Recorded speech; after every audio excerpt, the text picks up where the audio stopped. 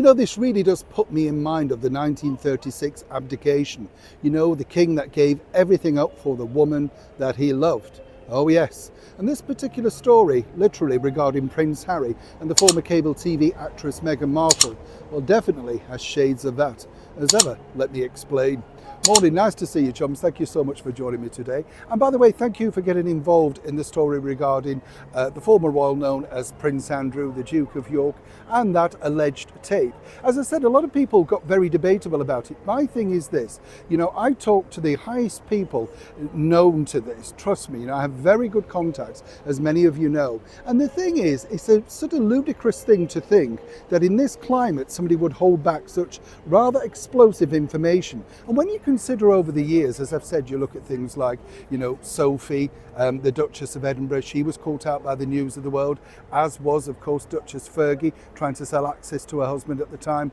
Nothing is off limits regarding the tabloids, and as they look for bigger and more, you know, sort of lucrative stories, if this truly was out there, well, I would suggest somebody somewhere would have come and stepped forward and at least offered a fragment looking at that, because then the newspapers can say, we turned it down.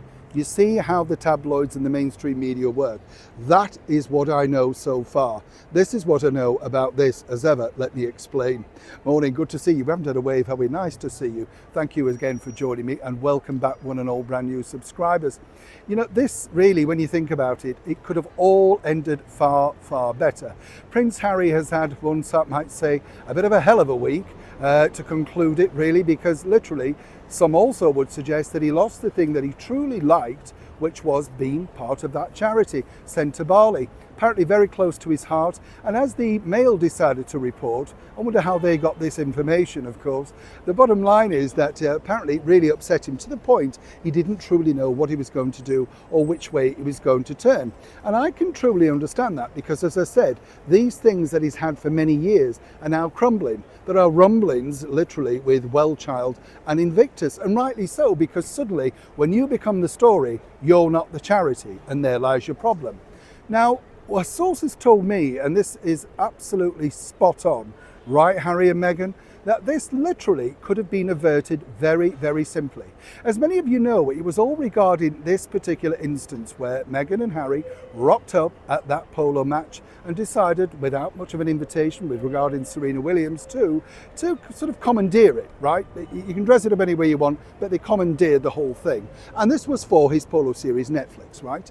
Now, we know what happened. Things got a little bit heated behind the scenes, but behind the scenes, basically, as we know, Meghan Markle insisted that it be averted, the negative about her, the narrative about her story be averted, and Harry pushed hard.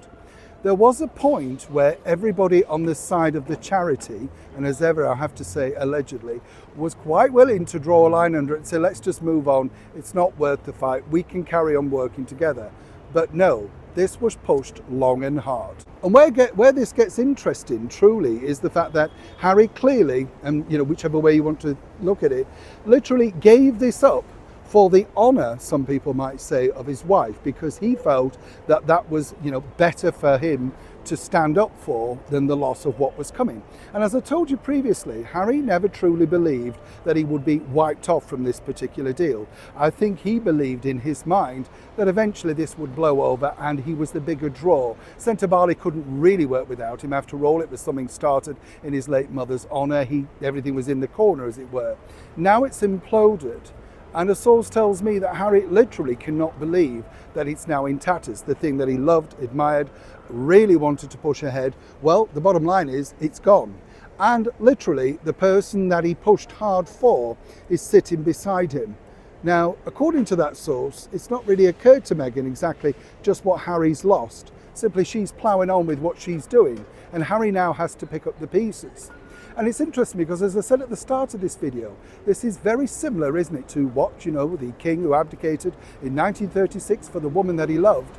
He gave it all up, and slowly but surely, everything that he created, worked towards, had all crumbled away. Anybody see a sort of fragment of history truly now repeating itself? The source close to Dr. Sophie said, look, you know, she was more than willing to just draw this line underneath it, but she was not willing to go public and go down that route. She never sought that publicity and wasn't about to start. But Harry and Meghan felt differently, and this truly is now the result. Neil Sean, St Pancras, London.